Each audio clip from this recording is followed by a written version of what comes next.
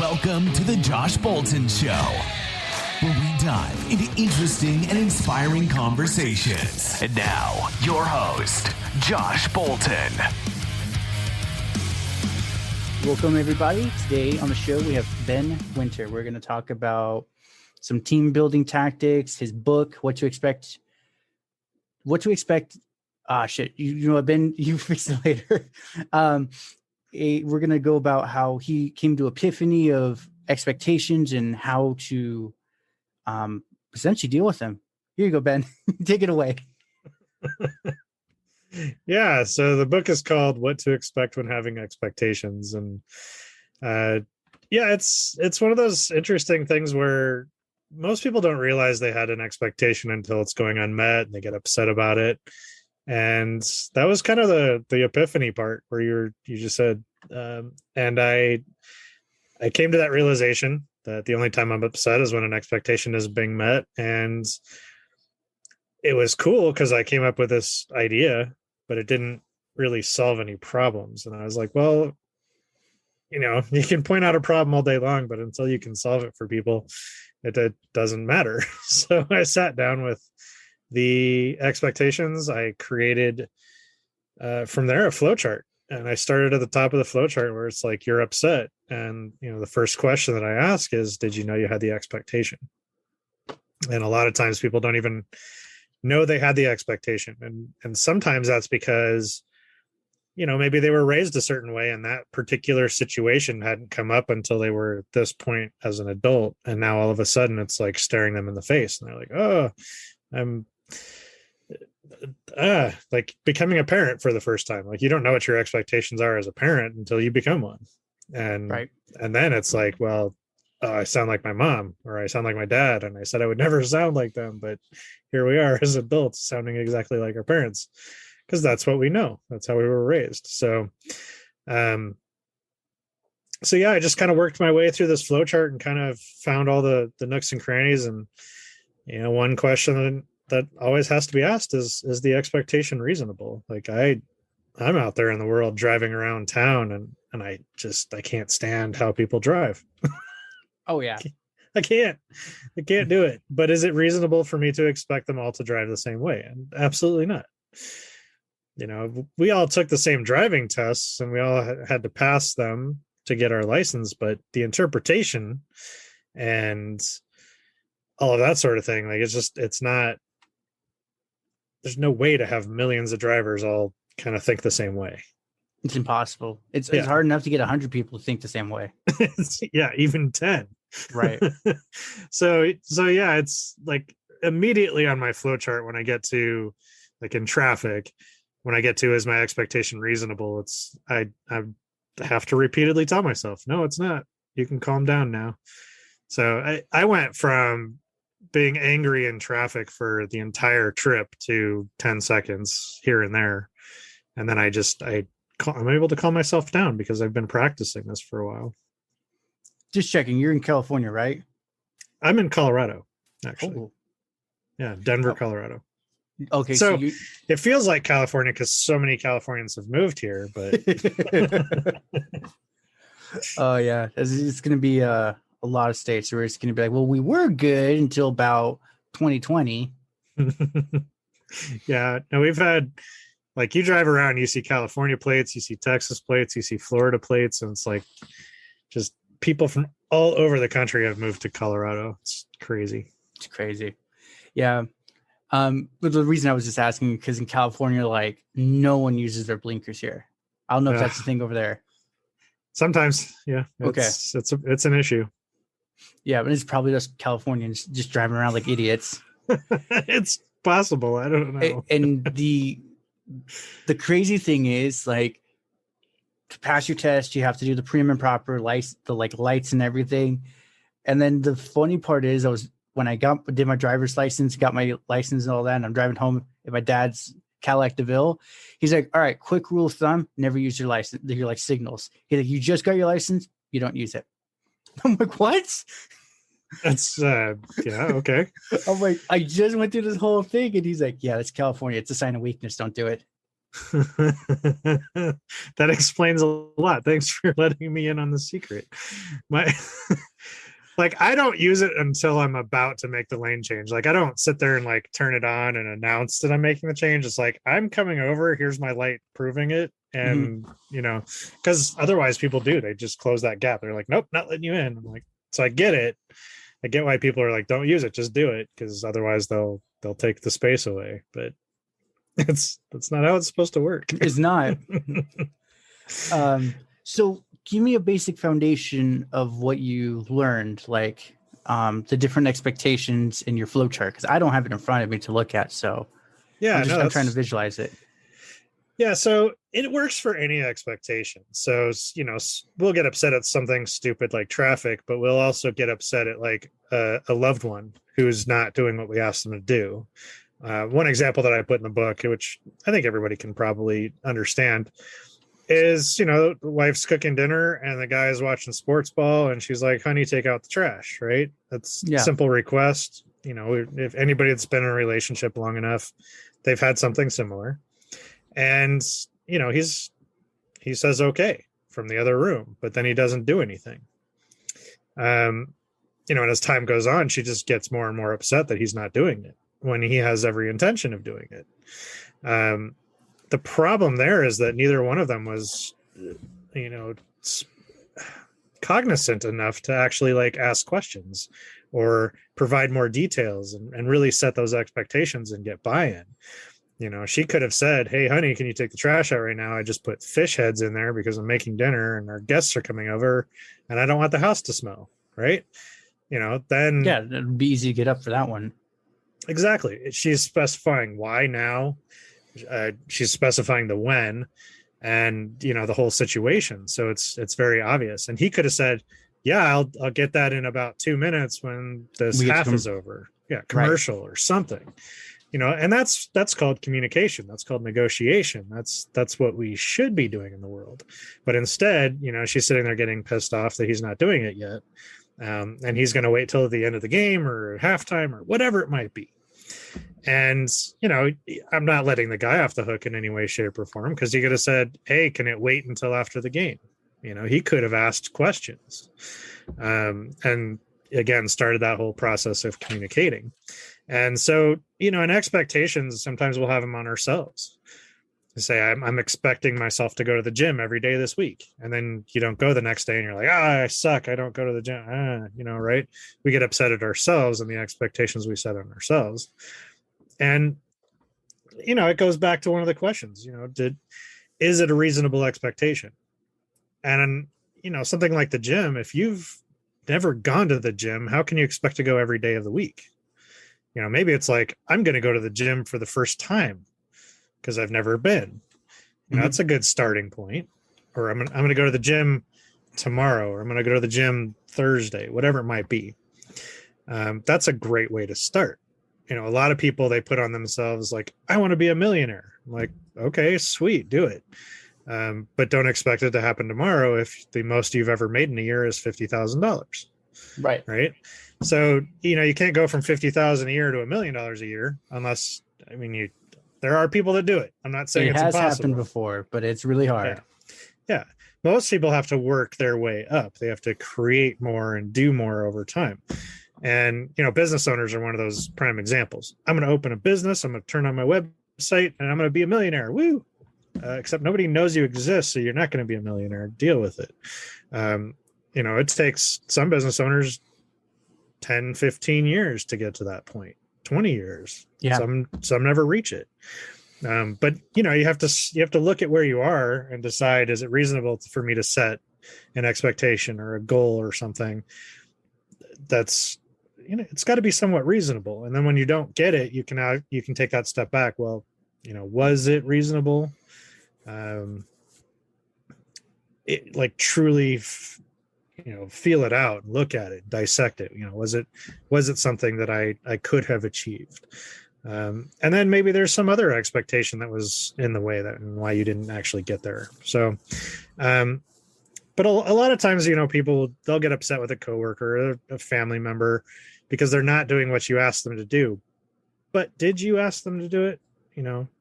A lot of people get frustrated on how somebody does something, as opposed to asking, like, hey, can you take out the trash? Well, in that scenario, she wanted him to do it right then and there. And maybe she wanted him to tie it with a really tight knot so that, air can't escape, or I don't know, whatever. Right. You show up at work and you do the job that's requested, but then your boss is like, well, you didn't do it right because you didn't do it how I would do it. So you didn't do it right. But did they actually explain, not only do I want you to do this project, but this is how I want you to do this project? Was that shared? And is it reasonable? Is it even necessary to do it the same way every time? Because as long as the work's getting done, does it matter? And, so there's so many so many scenarios, so many expectations in a day. And most of the time we don't even realize we had the expectation. We wake up in the morning, the electricity's on, the refrigerator's running, we have coffee that we can make. When all of that goes as planned, we don't think twice about it. But if you wake up and the alarm clock didn't go off, you're like freaking out. You're like, why didn't the alarm clock go off? Or why is the refrigerator not working? That's when we get upset, because we had the expectation it was just going to happen. So it's impossible not to have expectations. And anybody that says otherwise, they're like, I just don't have expectations. Well, that's impossible. Well, guess what? Choosing not to have expectations is an expectation. Right. So you have one. Sorry, it's impossible not to. So yeah, I was gonna say that's just kind of how we are in general, how we've always survived. We have expectations. Like back in our primitive time when we were hunter-gatherers, we expected to find a deer. If not, well, we were upset, but hopefully it didn't ruin their like complete day kind of thing. But it was just like, there's always tomorrow. Yeah, they're just like, well, if we didn't find it today, we got to find one tomorrow. Otherwise, we starve to death. Pretty much. Yeah. No reason to get upset about it. It's how it goes. But that's funny. So with my martial arts studio, there's when we were transitioning between two stores, this one guy who was married to his wife 68 years. Nice. And we were like, okay, what's the secret? Like, what's the key to having a successful, happy marriage? And he's like, we're just like one or two sentences. He's like, just smiles, picks up his sandwich, bites it with a little gleam in his eye and said, lower your expectations. And we all just were like, what? That doesn't even make sense. And we were like, how? Wait, what? And it was super funny. His daughter was like teaching me a class, and she's just appalled because she's thinking it's like, oh, good, bad, or ugly. Like you have to lower your expectations for a woman. Then later on, she told me like, oh, I get what he meant. Just don't expect things to happen instantly. Don't this, that. I'm like, as a young kid, I'm like, wow. He probably dropped the biggest knowledge bomb right there, and we're all too dumb to figure it out. I think the wording there is kind of misleading, because people think like lower your expectations means wanting less, maybe, where it's more of make your expectations more reasonable. Right.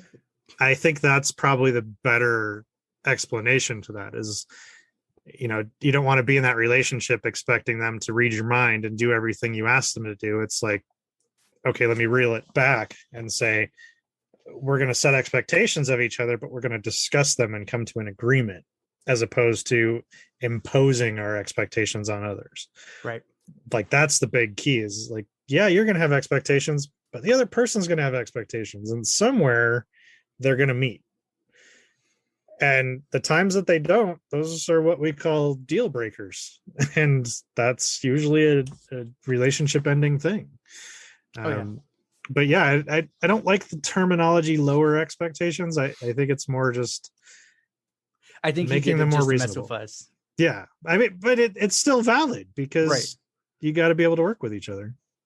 But yeah, it was just, I think it was the two sentences or less kind of thing. So he's just like, okay, real short. That's awesome. But yeah. So can we go through a couple of lists of the different expectations and the calibers that your chart would have Yeah, I'm gonna have to buy your book just to see that chart. Well, I can hold it up on the screen for you. Perfect. so there it is. Oh. There's nothing specific, like category wise, of expectations. It's kind of one of those applies to all expectations, and you just Yeah. kind of have to go through it and say, after most expectations that go unmet, I don't think we realize we had them until that point in time. And so, like did you know you had the expectation? No. Right there, you can just start exploring your expectation and kind of decide, is this something I want in my life? Maybe my parents instilled in me, like, being a perfectionist. Like, I grew up in a household where it was like everything has to be, in order, it has to be cleaned before, it's got to be perfect. Mm-hmm. And unfortunately, in real life, that just doesn't work. It's stressful. No, it doesn't. Yeah, it's stressful. It's a pain in the butt, and most people just don't care. That's right. It's like, so when I'm moving through life and there's an expectation and it's not exactly as it's supposed to be, I get to check in and say, is that my perfectionism coming through? And do I want it to be there? Am I okay letting it go? And oftentimes that question right there and the exploration of it will take us away from that moment of being upset, and just kind of put it in neutral for a while we explore it. And sometimes, once you have that expectation, the question, like, if you didn't even know you had the expectation, then the next question is, have you shared that expectation, is automatically a no. Because if you didn't know you had it, you couldn't have shared it. Consciously, at least. Yeah. If you did know about the expectation and you didn't share it with those involved, then there's no way you can get upset with them. They can't read your mind. Right. Like, it's just, that's where it goes to, this is completely unreasonable. Like, you have to, and a lot of times we just don't want to share because of our fears, and that's another expectation. If I share this, they're going to not like me. If I share this, they're going to leave. If I share my expectation, they're going to get mad at me, whatever it might be. There's so many reasons that we don't share our expectations, and most of it's just fear. But on the other side of that is, what if I share the expectation and the relationship gets better? What if I share this expectation and they do what I ask? What if I share this expectation and everything just works better? There's the opposite of the fear of, like, amazing stuff can happen. I was actually just talking to a friend about dating and sex and all this other stuff. And it's like, there's so many expectations around sex in relationships, but do we share enough? Yeah. Yeah. And some of them are super unrealistic too. Some of them are, but some of them are not. And some of them, we're so afraid to tell our partner, like, hey, this is what I like, or I don't like that, or whatever it might be. It's having this conversation of, like, setting those expectations, and then all of a sudden the sex is better because you shared. Right. Who doesn't want a better sex life? There's so many books and sex therapists and all this other thing. This is specifically what they talk about. So many people want to try different things, but they're so afraid to say anything because they don't want it to be one of those relationship ending moments in time. So, it's a legitimate question. Have you shared that expectation? And that was one of the main reasons I had to write the book after doing this flowchart, is to talk about those fears, to talk about why people are afraid to share what's on their mind and go through all those things. So every time there was a no on here, I was like, there's depth. I've got to write it out. I got to share the information so people can work through it. That's interesting. So I was alluding to it, but then you said it was the fear part. So what aspect of fear did you figure out with expectations? Fear is an expectation. It's okay. Because think of any fear. Like, okay, I'm jumping out of an airplane. What's the fear? The fear is the parachute doesn't open and I die, right? So you're expecting at some level for everything to go to shit, and you're gonna, this is the last time you're gonna be alive and breathing, or you're gonna land, break a leg. there's tons of things that you might fear about jumping out of an airplane. But it's sort of like setting an expectation of what's going to happen in a negative sense. Whereas more than likely you're thinking, okay, this is going to be a thrill. This is going to be fun. I'm going to jump out of the plane. The parachute's I'm going to be breathing heavily. And at the end, I'm going to be screaming woohoo and, all that good stuff. So we have both sides of it. There's the fear and the excitement. Same thing with like the relationship thing. If I share my expectations about what I want in the bedroom and, maybe they're going to leave me. I don't want them to leave me. So maybe if I just don't share it, then I don't have to worry about that. But the other side of that is maybe you share it and everything gets better. So one of the things that I've noticed in my life is that 99.99% of all worries that I've ever had about the future have never come true. Yeah. Like the statistic there is like, well, why bother worrying about the future if it never comes true? Yeah. Or it's like you're fixated on that 0.00001% chance of happening, which is like, it can't. Yeah. But for some reason, the mind fixates on it. That's a recent one for me. I realized I'm like, whatever I'm scared about, it's like, it's nothing. It's like a sand in the freaking desert. You don't even bother, kind of thing. I think of people that are doing like they're so afraid of public speaking. They're afraid of going up on stage. What's the fear?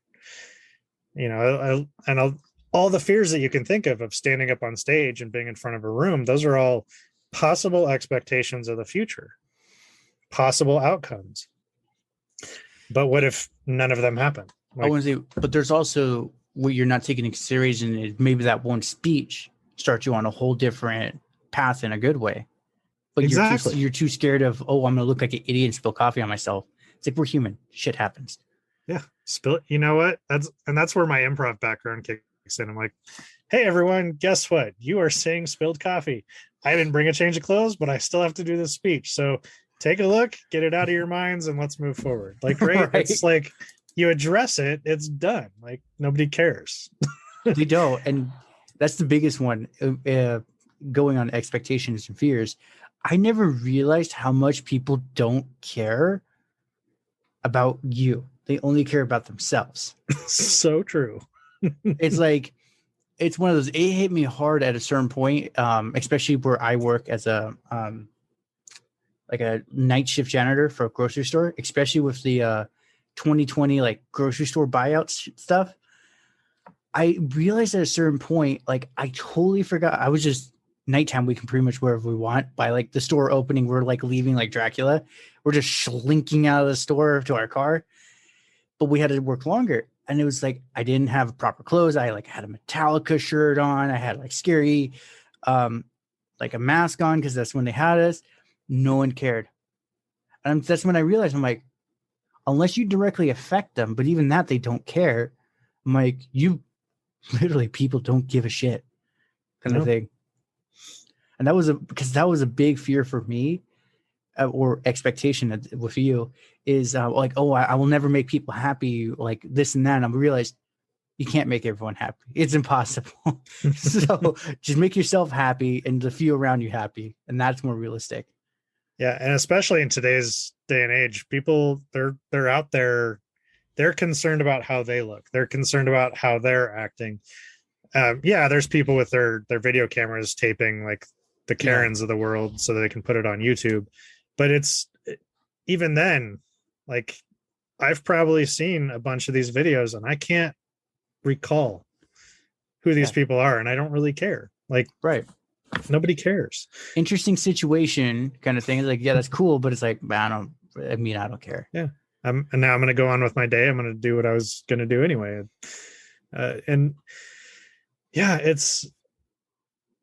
There's so much out there where people, they just don't care about anything except what's happening to them in their life. And so if you can take yourself out of that equation of like, I don't need to impress the other people around me.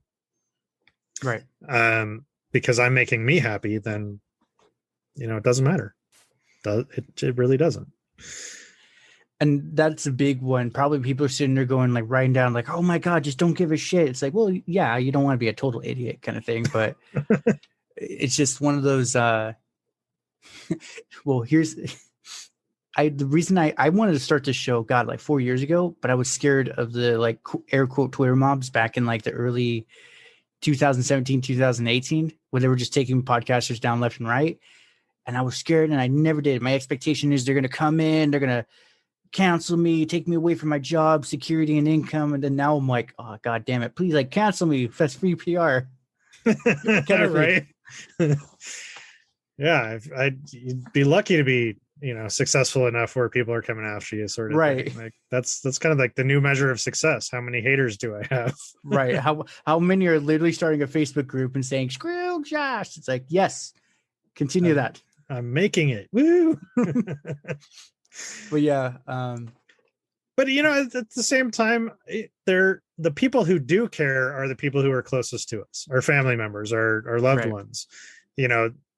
I personally don't want to hang out with people who are assholes to other people. So from that standpoint, I do care that like my friend is being a nice person, is a kind person. But this random person walking down the street dressed in clothes that I would never wear, like, I don't care. No. That's what they want to wear. Like that person's loving who they want to love. I don't care. Like it does not affect me. Right. Like, right. So unless it doesn't directly affect me, so I don't mind. Let them be them. Yeah. I mean, I'll be honest. I dated somebody once and we went to a club with her best friend who happened to be gay, and it was his birthday. And so of course we were at a gay club. Right. I went to the bathroom and I was hit on the way. It's not like he's pulling down my pants on my way to the bathroom. Like it's not a thing. Plus I honestly took it as a compliment because I'm like, okay, if a gay man thinks I'm cute, like that's the same as a woman saying I'm cute in my world. Right. So I'm like, sweet. I got hit on the way to the bathroom, but I went to the bathroom, I went back to my girl, and that was that, but it's so many people would freak out on that. Something like, oh no, you can't. But first of all, they wouldn't put themselves in the situation. They wouldn't be there. But again, like, who cares? Yeah.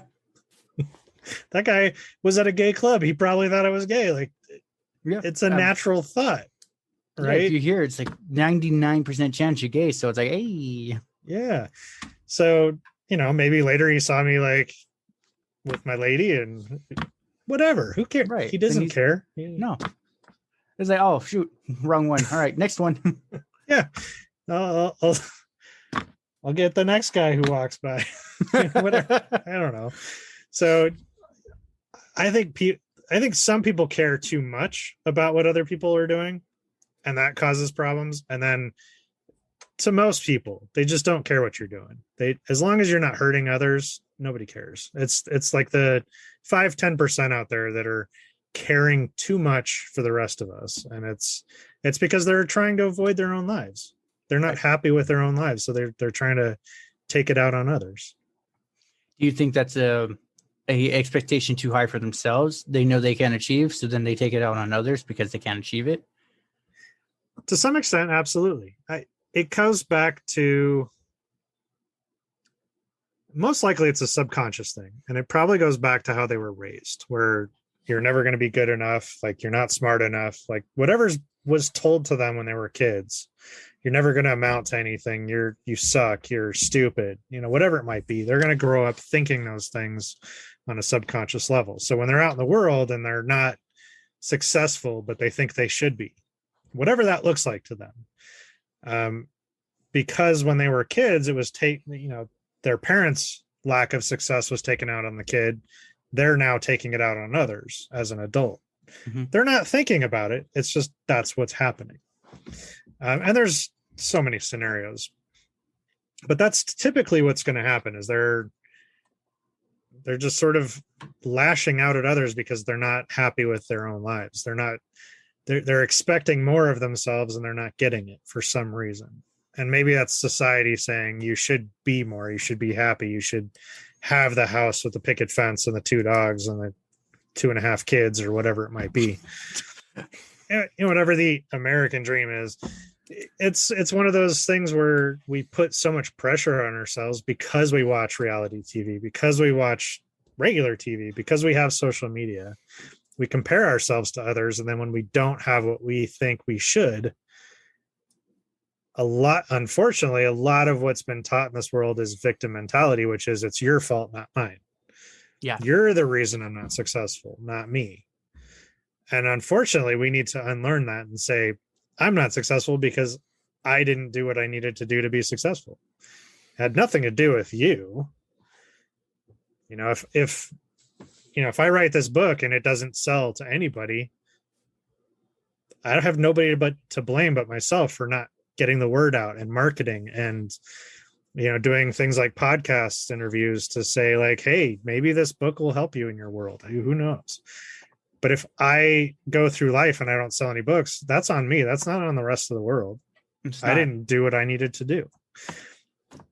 Did I submit it to like every book house out there and say, you guys should probably like buy this book and sell it for me and make me rich? Like, no, I haven't done that. I self-published. It's out there on Amazon. Right. It's out there in the world. Could I turn around? I want to say just real quick. Are you on Barnes & Noble? Their ebook?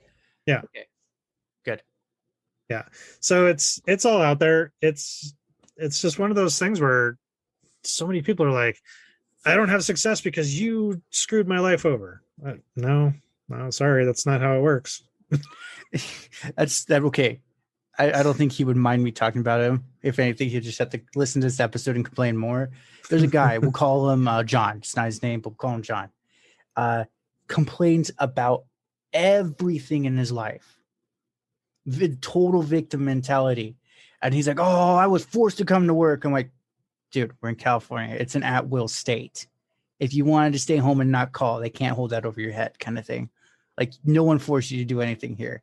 He's like, no, they did. I'm like, yeah, they came to your house, put a gun to your head and said, get in the car. Like, yeah, that's what I told him. Like, oh yeah. So they just had a personal team come out, kidnap you, force you to drive your own car kind of thing. And he's like, yeah, oh no, they didn't. I'm like, yeah. See, I'm like, you're just blaming others for your problems. I'm like, so I just told him like jokingly, because he complains how he can't drink on the job anymore.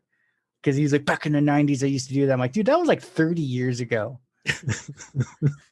There's a lot has happened in 30 years. Because I think time theft's a thing now too. See, and the interesting thing, and what people need to realize, is that the people who complain, they do get something out of it. They get attention. Right. From some people, they get compassion. And if they didn't get compassion in a different way, and that's the only way they get compassion and somebody caring about them, then it feeds them what they want. They're like, I want attention. I want compassion. And the only way I know how to get it is to complain about life. Until somebody says, that's bullshit, dude. It's bullshit. Oh, and it's super funny. Right? He knows not to complain around me because he talks very loud. You can hear him halfway across the building. I just one of those, I have a very good voice in yelling. So I'd be like, shut the fuck up. Yeah. So, and those are the types of people where they learn, who they can talk to and complain to and get what they want. I've got family members. They won't tell me about their issues because I'm like, okay, what are you doing about it? Like, I don't let them sit in it. I don't let them wallow. I'm like, do something with it. Right. Make a change. And so, yeah, it's like, that's us setting boundaries, which is setting an expectation for the other person of like, look, I don't want you to complain to me because you're not doing anything about it when you complain. If you want to complain and do something about it, okay, well, maybe I'll listen kind of thing. I'll help you out. But if you're just going to complain for the sake of getting attention, go find it elsewhere, man. Right. Yeah, that's just the moral of the story for me. It was just one of those, like, dude, well, that's why I was jokingly saying the time theft with him, because he'll talk for like 30 minutes straight. And it's funny, he'll follow me around like a puppy. And I'm working away. I'm like, dude, you're my supervisor. And you're all over the cameras. They're watching you talk to me. I'm sweeping. You're just doing nothing. I'm like, if you're going to complain, like if I'm helping on the same aisle, then yeah, go for it. But like put stuff on the shelf. But I'm like, you're doing nothing. You're not helping the company. Yeah. It's like, maybe I should have your job, buddy, if you're just going to follow me around. That's what I told my shit. I should just be a supervisor. Then I'll just stand around and be like, my life sucks. You work for me. I think John's going to hit you with the broom the next time he sees you. He'll hit me with a couple roasts. He's on vacation this week. He'll probably be nice. Yeah, he's on vacation, so he'll be happy for about 3 days. Fourth day, done. It's gone. Yeah, it wears off real quick. Yes. Good times. It is. So, and tell me more about your book. The topics I didn't cover in my questioning. So I mean, we've kind of covered it, because what I talk about in the book really comes down to why we have expectations, where they come from, and really just dealing with them as they come up. And we live in a world where everybody's like, stop getting upset, don't get upset, chill out. Everybody wants everybody to be calm and relaxed and to chill. And I'm kind of the opposite of saying, like, it's okay to get upset. Don't be like John and stay there. But you can use those moments in time of getting upset as a trigger point to do something different. Because if you know now that point in time of getting upset is an expectation going unmet, then you can kind of do like the flow chart in a mental state, or you can bust out the flow chart and say, here's where I am. You just uncovered an expectation you probably didn't know you had, and then you get to grow from it if you so choose. Right. If you're upset every day all the time, that's a lot of expectations to go through. But you might start realizing, like, oh, I am in charge of my life and I'm not doing what I need to do to get what I want. So I can't really be upset at anyone else anymore. And now I have to figure out who I am. Oh no, Oh God, that hurts. I have to work. Yeah. But yeah, that's mostly what the book's about. Where our expectations come from, why we have them, and what to do with them when they start going awry. That's wonderful. So then I like to cut it there. 2 going out questions for you, and then where everyone can contact you.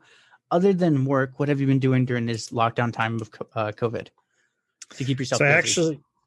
So I actually started writing my own sci-fi novel, because I'm a sci-fi fan, and started exploring the idea and playing with, what do I want to write about? And then I was driving down the road and I saw a tree, and I was like, well, I wonder if wormholes are like trees where there's just branches going every which way. And it's like, and then what if you took a wrong turn once? Ooh, I'm going to write the book, The Wrong Turn. And it's in space and it's, wormholes. And so I'm in the process of writing that. I think I'm probably a third of the way through, maybe half. It's an ongoing process. I have no idea how far along I am. Well, whenever you get that done, definitely come back on and let's talk about that. I love wormholes and theories like that. Yeah. So it's I've been told because I created a writers group of several sci-fi wannabe authors where we're supporting each other and getting, kind of accountability and moving forward and keeping on track. And so far the group says that it's really fun to read. It's captivating, and there's humor in there and all of that good stuff. So that's good. Yeah. So other than that, and pretty much our whole chat, what are some advice or tips and tricks for someone aspiring to be like you, a writer, a coach kind of thing? What are some like basic steps or how-tos for them? I would just say start writing down ideas, start writing down things you want in the book. The more things you write down, the more you'll start seeing the pieces of the puzzle, and then you can start putting them together. It's like, if you want to write something, just start somewhere, do something. Don't let it die with you. One of the best questions that was ever asked is like, something along the lines of, if you died tomorrow, like what would your legacy be? Or would you have any regrets? And I can honestly say I've written some books. I've gotten thoughts and ideas out of my head and into the world. If I died tomorrow, those books will be there forever. They will live on. whether they're ever seen, That's even a if it's story. seen by one person 100 years from now, that's pretty awesome that my words will be there for somebody down the road. And so everybody's got a story. Everybody's got a book. Just write it. Just do it. Like it, with the self-publishing options today, there's no excuse anymore. Just do It's it. not. The gatekeepers are not as strong as they used to be. Yeah. I mean, I could put 100-page book together with one word on each page and publish it. Like that's how easy it is to publish a book these days. Like nobody cares. Nobody would buy that book, but whatever. Well, obviously that'd be a 99-cent book, and probably after 2 purchases, Amazon's gonna be like, no. Yeah. 0 stars on 2 purchases, whatever. I got 75 cents from you. Yeah. But that's my thing, is just start writing down ideas, because just writing down ideas will open the floodgates and allow you to get the bigger ideas out and start writing things. Just got to go from there. Perfect. So then where can everyone contact you? And like basic links and stuff like that? Yeah, the easiest would be to go to havingexpectations.com. Okay. From havingexpectations.com, you can find links to the book. You can download that flowchart for free. Find all kinds of information there. Perfect. And I have an automated email. I'll pick that up and put it in the show notes so everyone can get that. Cool. Wonderful. Thank you, Ben. It's been an absolute honor and a pleasure. Likewise. Thanks for having me on. Thank you. Well, congratulations. You made it to the end. You're an awesome person. Not many make it here. So, being the awesome person that you are, can you do me one more awesome favor? Can you rate and review this on whatever podcast services you're using? If you do it on Apple and you leave an actual written review, I have a thing on my website. I will take your written review and post it for all to see. Congratulations, you're permanently sealed on my site. Otherwise, I am trying to do YouTube more and live streaming. I will try to put as many of the YouTube links in the description of the show as I can. So give your boy some extra help over on YouTube. Watch my videos. I just mute it and change the channel, change the window or something. But yeah, that's it. Thank you for being awesome, and see you next time.